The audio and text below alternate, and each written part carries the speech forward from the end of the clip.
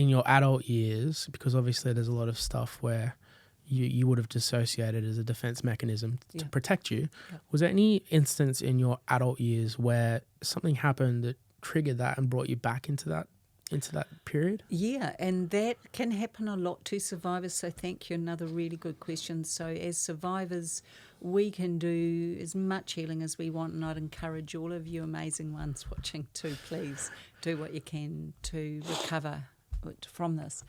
But we can't know when a flashback or a trigger is coming, and it could be as simple as hearing footsteps behind us and suddenly we're that child again and someone's coming up behind.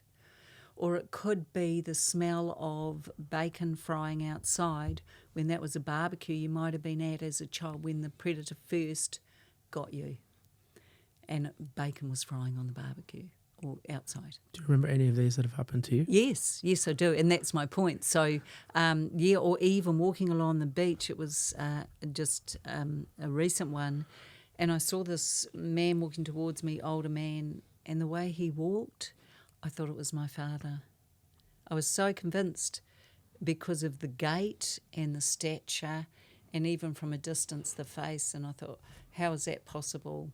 So instead of staying in my power as a, resilient, grateful woman, I felt like a child again. I just wanted to run and hide. Did your body freeze as well? Yeah, and good point. So it's 4 trauma responses: the fight, flight, freeze, or fawn. Mine was always the fawn, but I would freeze as well.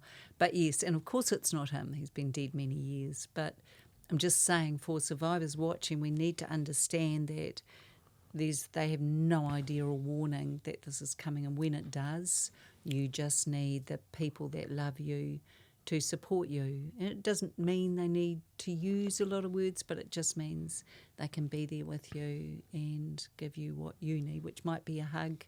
It might be let's put on comedy hour. It might be let's just go for a walk on the beach, whatever it happens to be. But can I take us back to something you raised, because it's such a good point. Just think of me as a runaway train. When you talk about criminal activity and what the difference between what men and women do through this trauma, I just want to say this. If as a child you've suffered that type of trauma, part of your brain shuts down and you can't learn, actually. But equally, there's such an unresolved part of you that can't be who you were, and that's failure to launch. Can't achieve what you wanted to because of the conditioning you had. So how we see that play out is in criminal statistics, drug and alcohol addiction, suicidal ideation or success at suicide, incarceration,